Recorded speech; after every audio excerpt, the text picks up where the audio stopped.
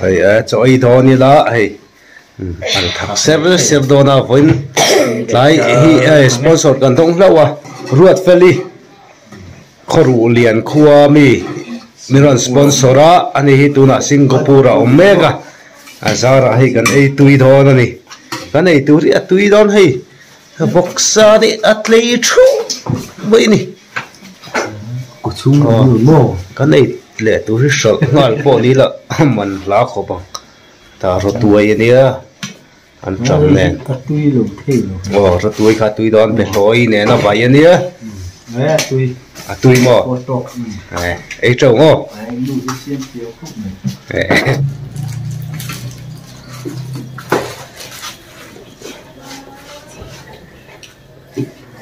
cái sự tràn lên rồi là đó chỉ cần không là tiêu kha mà đồng bộ là tiêu bởi thế bỏ lâu lắm rồi kì agar bati lâu thịt saka phải nó chín vai một mình tiêm mình cái đi ra party đi đâu xịt lên ăn trầm khá là tiêu để lâu đấy còn ấy thì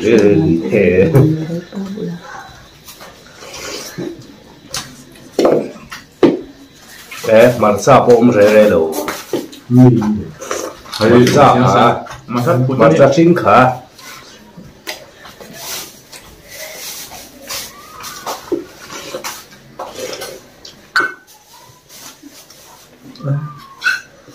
cái chỗ quá nó có gì về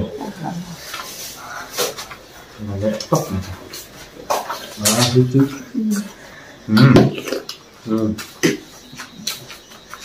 tắm ra rồi agar bati chi tu po khu thấu si om tất à agar bati lâu thịt saka bởi thế thằng lo chèn cái gì anh ấy thôi mới khéo cái gì cũng mình cái chia ra này thằng lo chèn cái đi anh ấy cần phải là dầu lên cái rồi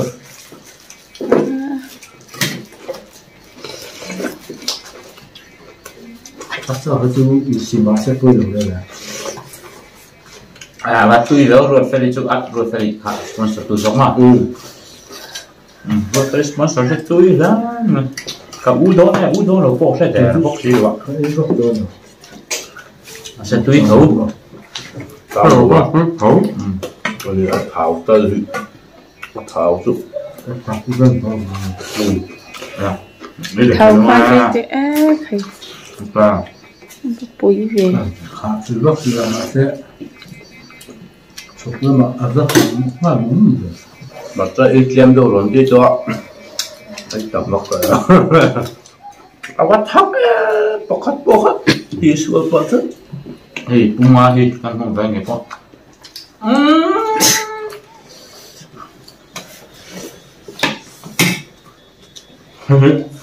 sao mà sao những người bọc xe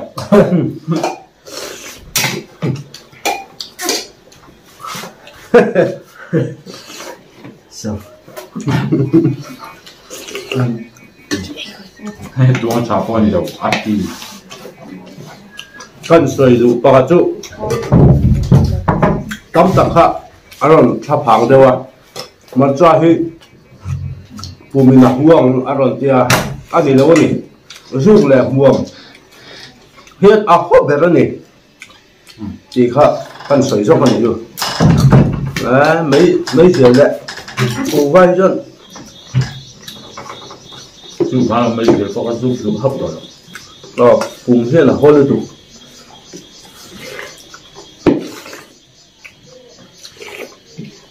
có vẻ là trong cầm thiềm về phải cho nên là cá sốt nó không là sao không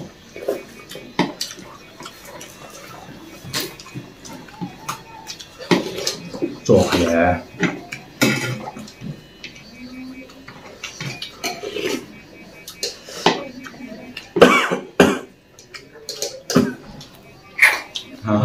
quan tư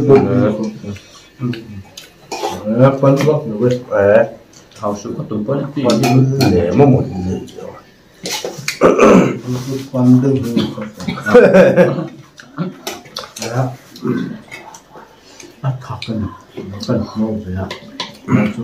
Anh dưa này rất là.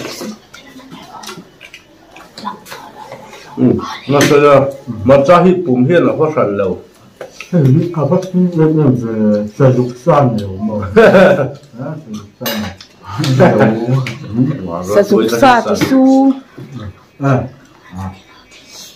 rotuai ni kha Hít trộn nó hít cái tụ.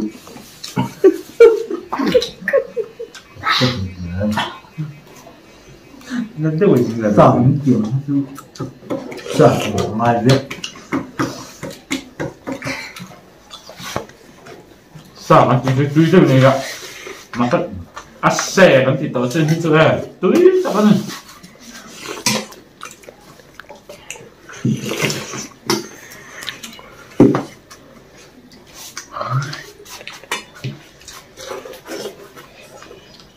Sử dụng san thì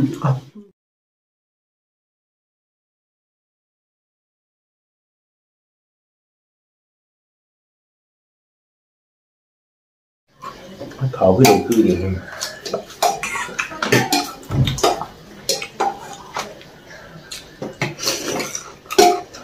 Mà chơi cái túi gần vậy mà thấy xuống rồi anh thì nó sẽ xịt.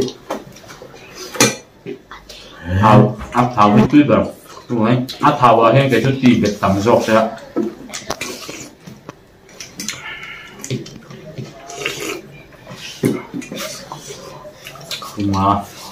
không mà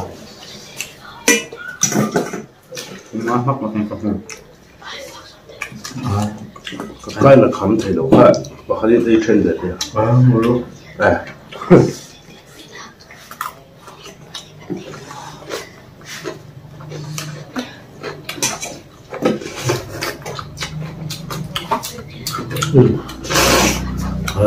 Sử dụng tùy cũng đã không chuẩn rất là chậm.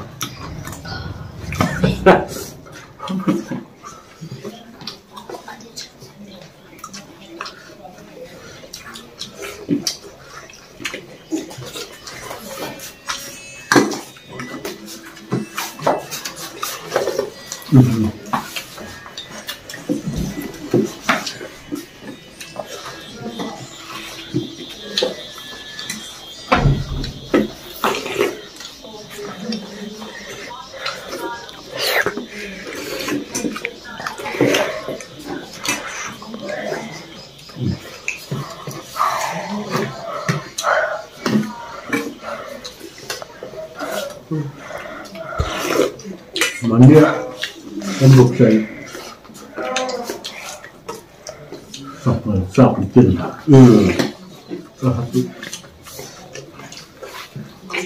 sử dụng sai thì đây à nè điện thoại là đúng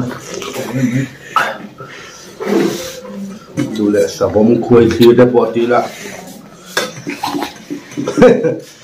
quay khuấy thì lại quay còn vuốt của em khuấy thì phần gốc là khuấy sản sinh rồi mà khuấy tập trung sản sinh là đầy đủ này phần năm quay luôn là khuấy lẩu của mình chú khuấy cái đó cái đó lẩu tất vấn đề về ruột tôi hiên mà mỏ lúc tôi khuấy ăn mà ít tuổi nó tôi cả quay rất cần tuổi vào quay nhìn ra thì có thể nè thế mình cũng phần khuấy là nào khuấy là nè mình chỉ mấy thế ạ sao không buộc vào đây là đủ đi là tí là nè để lại đó nè biết thì đó xí đó mới là khuấy đủ em tê thô bắt tê đâu có cái đấy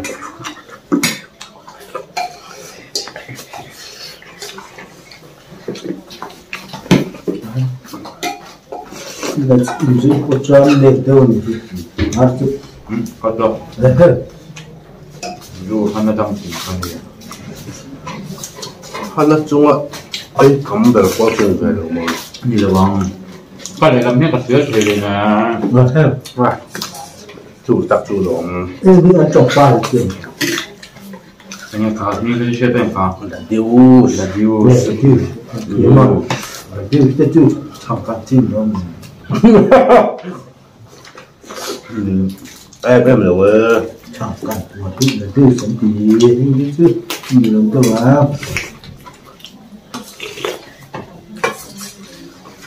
Này, cái chim mò. Chọc cảnh ghê lắm mò. Anh chọc vô mà nó cũng ghê. Cái này ông chết.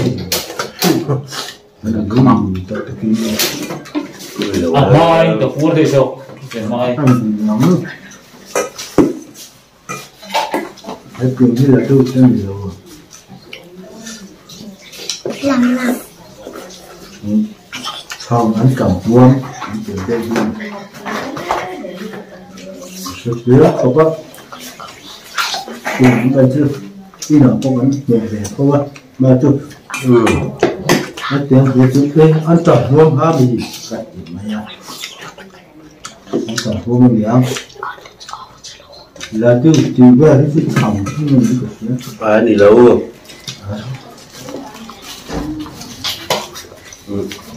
Đâu nha.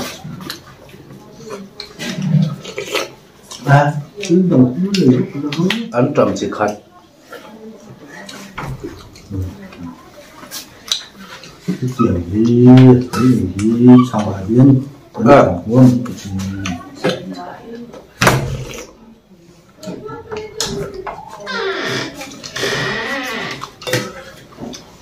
Ăn đó mình. Đó. Cho đủ. Tôi đủ tao nhưng cái thì. Là cả lớp đủ đó. À.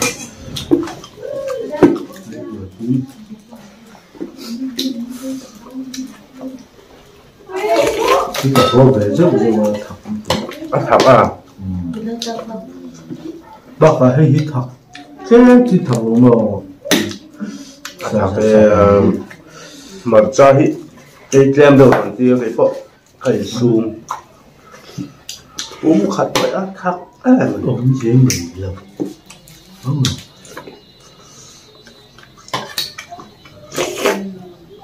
Ê, zoom còn tiền rồi.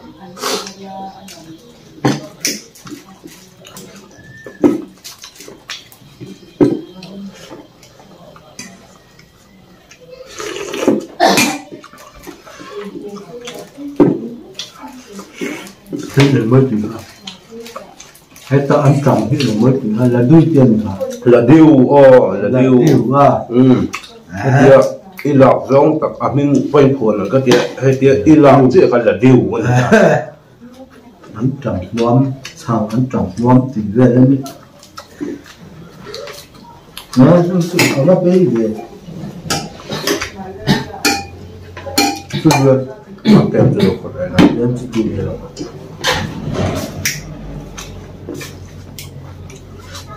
Ăn trầm thì nó là điêu hẳn thì kia khác. Là điêu ở lúc nhiều chưa một được. Chắc cao lắm em mẹ. Đúng là điêu cả lâu ấy lắm. Là điêu ở nhiều chưa một. Trắng càng là quê mà trắng càng sẽ chứ ăn xây lắm.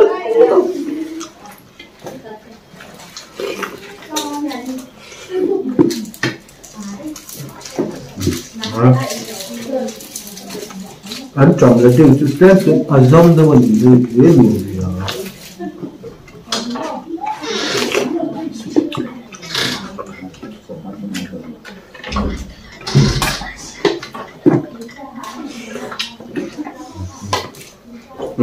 Nên phục đăng huy gần phục đăng là anh ấy rất là bên dưới cả sùn đó nên chỉ là con là rồi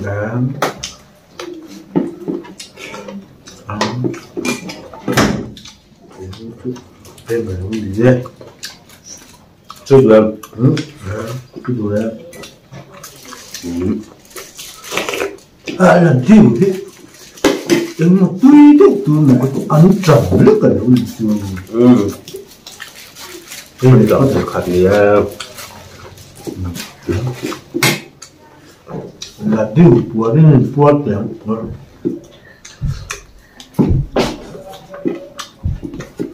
là tiêu chú lộc tôi thấy này là tiêu ăn tròn chưa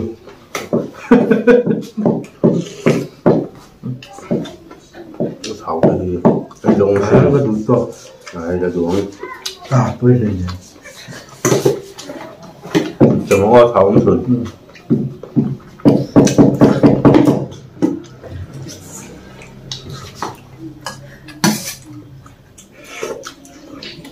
rất tôi hen thảo cũng tiền sẽ là tiêu chú ấy lúc đấy ăn tròn là tiêu cắt thì giờ lâu cái rồi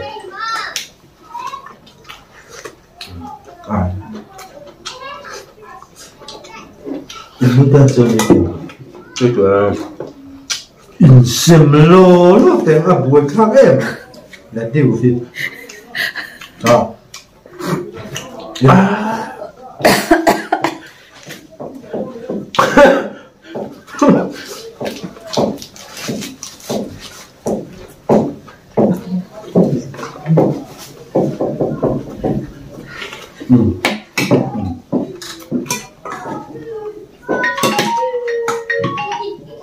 là tiêu ăn tròn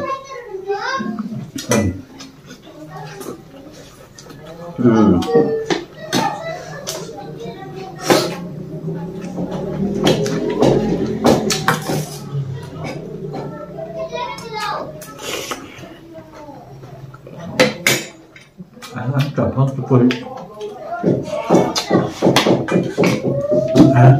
và sốt rồi dạ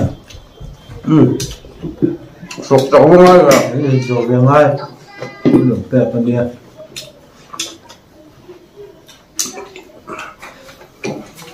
Importa otro. rồi nó quay rồi cái bộ đồ son được Importa otro mi. rồi rồi phải sao hai trong đó mình Importa. phải mua sao phải sao hả ôi ít đủ to bằng cái đấy lúc trước áp bộ đồ lừa Importa. Các bạn sử dụng chút gì sẽ một to tí sao